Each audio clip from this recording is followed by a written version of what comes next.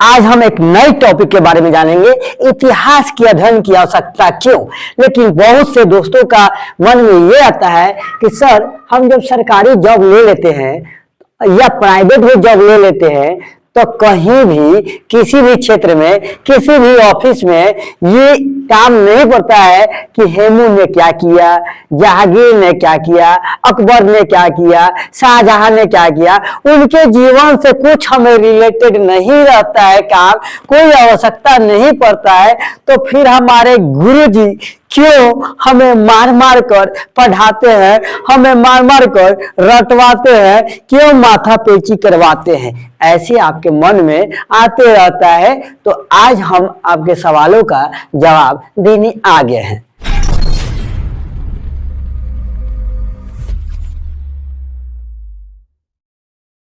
कि इतिहास के अध्ययन की आवश्यकता क्यों। तो सबसे पहले मेरे दोस्त, आप इतिहास के अध्ययन की आवश्यकता जानते हैं तो एक नंबर में आप जीवन के दृष्टि से देखते हैं, जीवन के दर्शन की दृष्टि से आप एक इतिहास के अध्ययन करते हैं, ज्ञानात्मक विकास की दृष्टि से आप इतिहास के अध्ययन करते हैं, मानसिक विकास की दृष्टि से आप क्या करते हैं, इतिहास का अध्ययन करते हैं। चलिए हम अब डिफाइन इसको करते हैं, इतिहास के अध्ययन की आवश्यकता क्यों। वैज्ञानिक विकास के, देखिए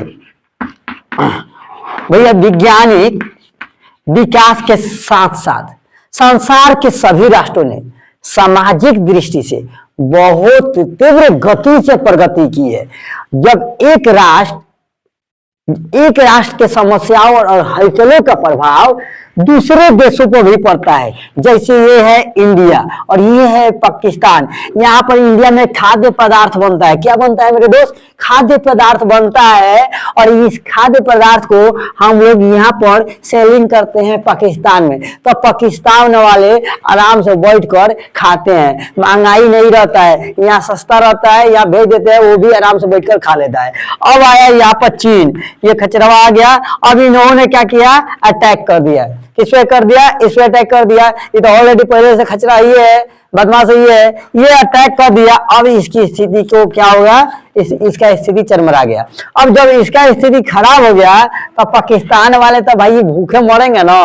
तो एक राष्ट्र की समस्याओं का, हलचलों का प्रभाव दूसरे देशों पर भी पड़ता है। ये नहीं कि एक देश में लड़ाई हो रहा है तो बगल वाला आराम से रहेगा, उस पर भी समस्या आ जाता है। ठीक है, आगे समझ में।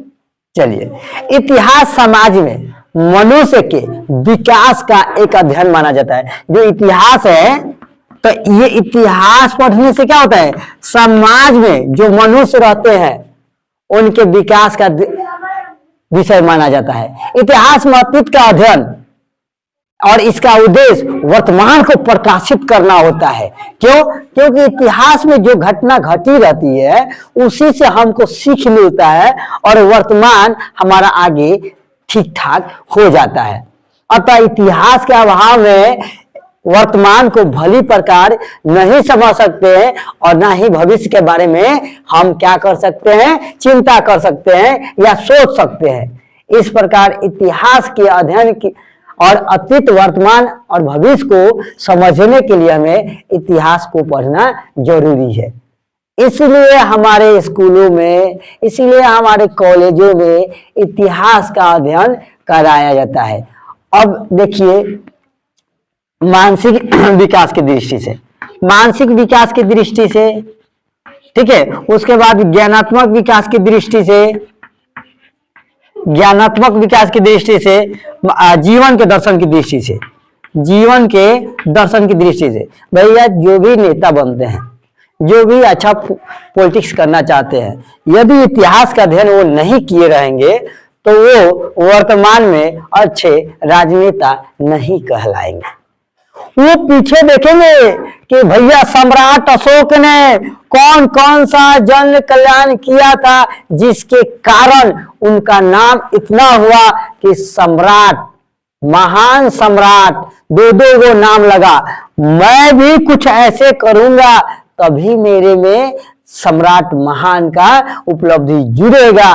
तो आप क्या करेंगे, सम्राट अशोक के किए हुए कार्य को देखेंगे, उनके बारे में अध्ययन करेंगे और वही चीज आप और अपनाना शुरू करेंगे, तब आप अच्छा राजनेता कहला सकते हैं। गांधी जी ने हमारे देश को आजाद कैसे कराया, भगत सिंह ने नवयुवकों को कैसे इकट्ठा किया, ये सब आपको कहां से पढ़ने को मिलेगा मेरे दोस्त? तो आपको सिर्फ और सिर्फ इतिहास से ही पढ़ने को मिलेगा, और आपका जीवन भी सही हो जाएगा, आपका मानसिक भी विकास होगा, सोचने समझने की क्षमता बढ़ेगा, कैसे कैसे सोचेंगे।